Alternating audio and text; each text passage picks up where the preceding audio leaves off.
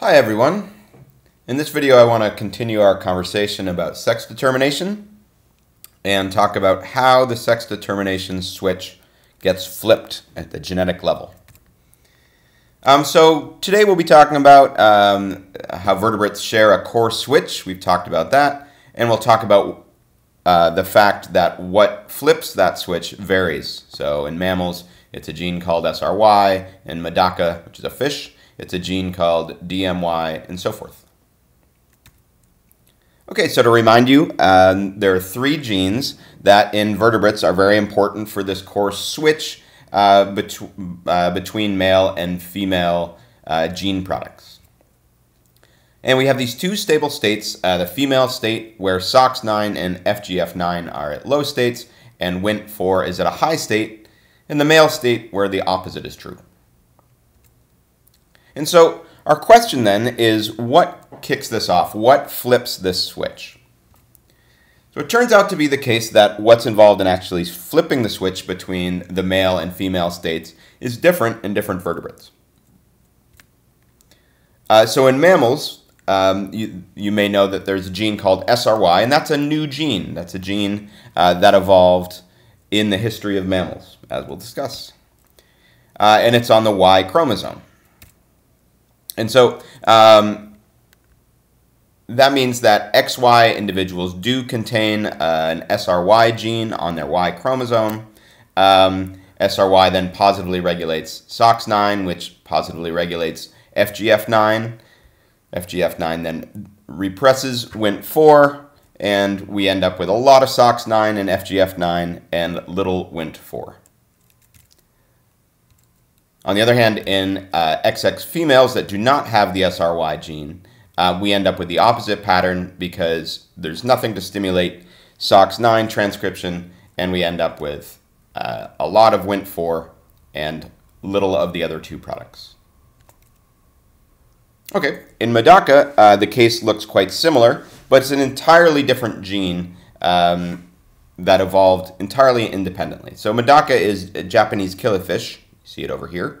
And it has a circuit that looks very familiar, but with an entirely different gene that's flipping the switch. And again, it's on the Y chromosome, so it's the same deal that we just went through. Okay? In turtles, it's an entirely different story. So turtles have a gene called DMRT1 that is responsible for positively regulating SOX9 to kick off the male state. And what happens in this case is actually DMRT1, regulation of DMRT1 occurs through sensing of the environment. So hotter temperatures lead to less DMRT1, cooler temperatures lead to more DMRT1. So if we think about how that works, and I should just point out, we don't know quite exactly how DMRT1 is sensing heat. So this is more of a model than a proven case.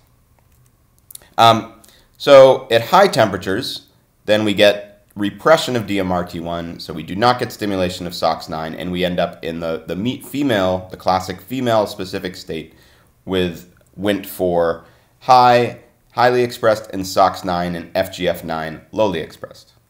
On the other hand, when we have lower temperatures, now we have higher expression of DMRT1, and we end up in the male state. Okay, so let's now go to frogs. So we've discussed what happens in mammals, we've discussed what happens in fish, and now we can discuss what happens in frogs. So in frogs, there's also the DMRT1 gene, the same gene. But in frogs, the DMRT1 gene is not regulated by heat, it's regulated by another gene, which is called DMW. And so what chromosome do we think this is on? Well, could it be on the Y chromosome? Well, let's work it out. So if that were the case, if DMW were on the Y chromosome, then that would mean when it's present, that is in males, that we have expression of DMW, so no expression of DMRT1, so little expression of SOX9 and FGF9, so we'd have a lot of Wnt4. So that's not as expected, right? Because the XY chromosome, or the XY karyotype, is associated with males, and this is the female regulatory state. If we do the other one, the other way around, so if the gene were on the Y chromosome, then XX females would not be expected to have it, so they would not have repressed DMRT1, so they'd have expression of DMRT1, SOX9, and FGF9. And note this is the classic male state, so this is opposite from what we would expect from an XX female. So it's not the Y chromosome, right? Because that would give us a backwards result. Well, thank goodness it's not a Y chromosome, because it turns out that frogs don't have an X or Y chromosome. So actually, if we knew about frogs, we'd know that this gene could not be on an X or Y chromosome. They, instead of having an XY chromosome, they have a different sort of funky sex chromosome system. So to understand this, let's think about what we mean by X and Y. So here are all the chromosomes from a single cell, and then they're laid out down here. So basically, based on information about the structure of these chromosomes, they've been visually paired up, as we see down here. And this is called a karyotype. And so what we see is we have a pair of chromosome 1, a pair of chromosome 2, a pair of chromosome 3, and so forth. And what we see in this instance is this is the X chromosome, and we see there are 2 X chromosomes. This is a karyotype from a mammal. So then that would make this a female. So if we count them 1, 2, 3, 4, 5, 6, we see here that the X and X look like a normal pair. On the other hand, when we look in a male karyotype, what we see is chromosome 1, 2, 3, 4, 5, 6 are all pairs.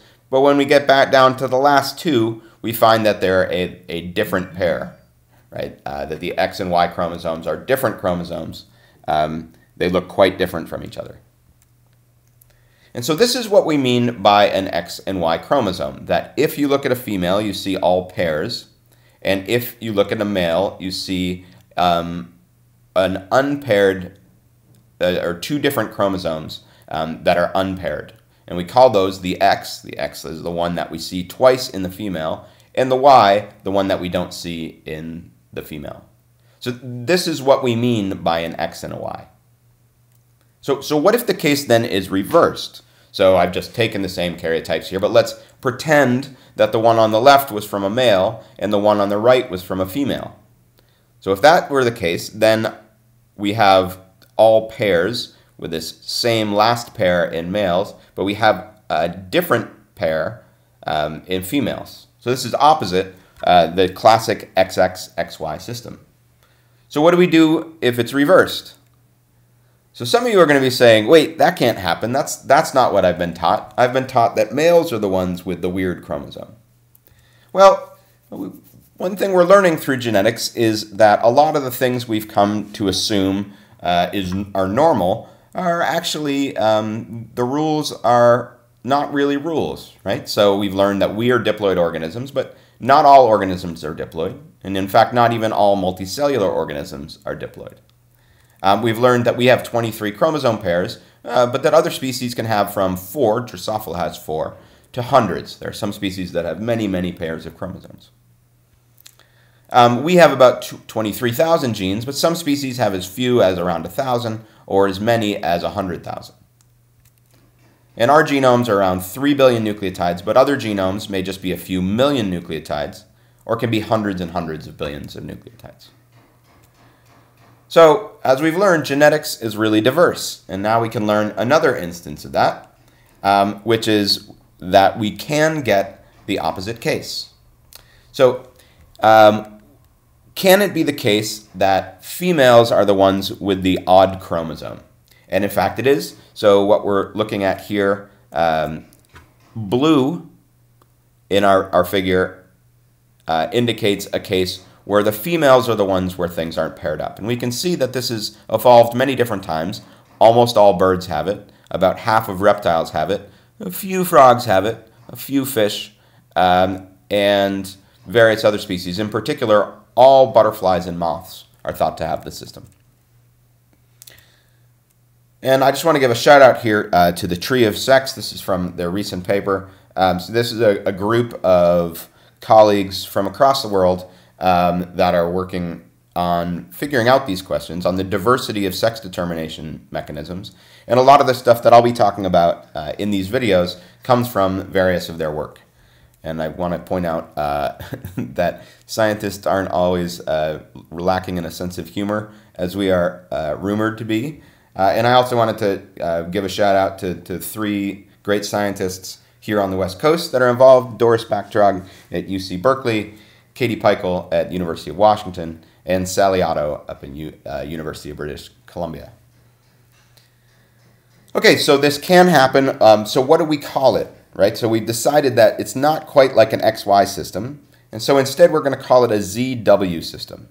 So that means when we see this case where males have a chromosome pair, whereas females have these weird different chromosomes, we're going to call the one that we see twice in males Z, and so call males ZZ, and we're going to call the one that we don't see in males a W, right? So a W is sort of like a Y in that it's only found in one sex, and a Z is sort of like an X in that it's seen in both sexes and in two copies in one sex. Okay, so let's just take a sec and get ourselves accustomed to this. If we see ZZ, that means males. If you see ZW, that's indicative of a female. And so the way I think about it is just sort of backwards. When I see ZZ, I'm like, okay, well, I'm accustomed to XX. XX is female, so ZZ must be the other way around. But however you kind of get this down, I suggest memorizing this. It'll make your life a lot easier. Okay, so remember we were talking about how sex determination is kicked off in frogs, and we're working at this gene DMW, and we're wondering what chromosome we think it's on. Well, it's got a W right there in the name. SRY has a Y in the name. DMY has a Y in the name. So I guess we should go ahead and guess that it's going to be an X chromosome. Okay, so let's try it out. So if that were the case, so if it's on the W chromosome, then let's think about what we would see in a ZW female. In a ZW female, we would have a present of DMW, which would repress DMRT1, so it would not stimulate SOX9, not stimulate FGF9, and we end up in our classic female state, where we have a lot of Wnt and not much of the other two.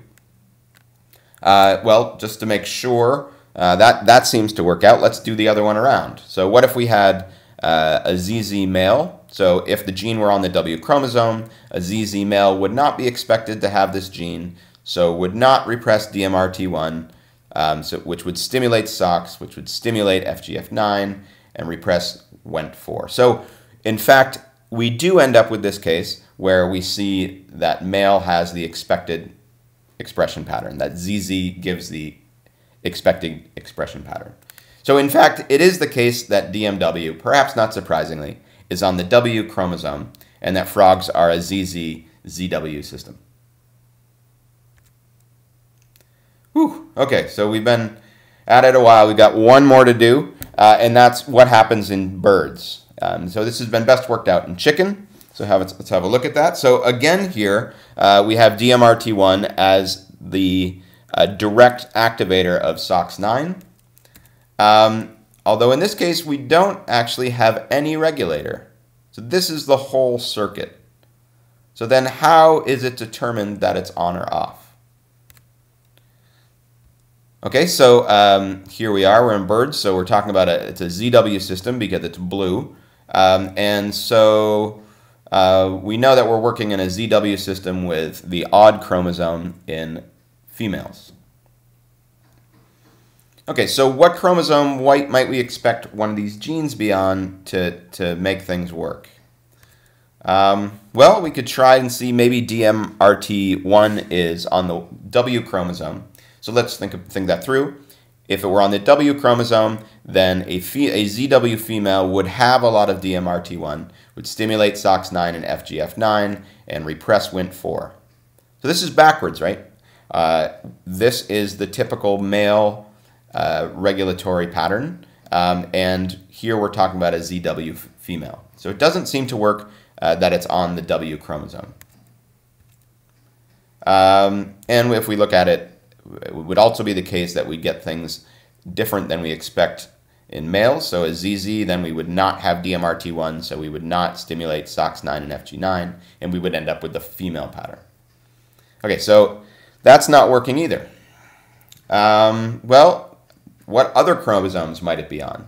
Maybe pause the video, take a moment to think about it. So kind of the obvious other possibility, the other one that's different between males and females, is the Z chromosome. And so let's think this out. That's what we might expect here.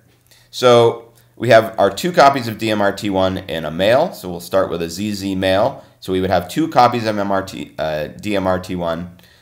If they're both expressed, then that would give rise to a lot of stimulation of SOX9, and then around the loop, giving us the male pattern. Okay, so what happens in females?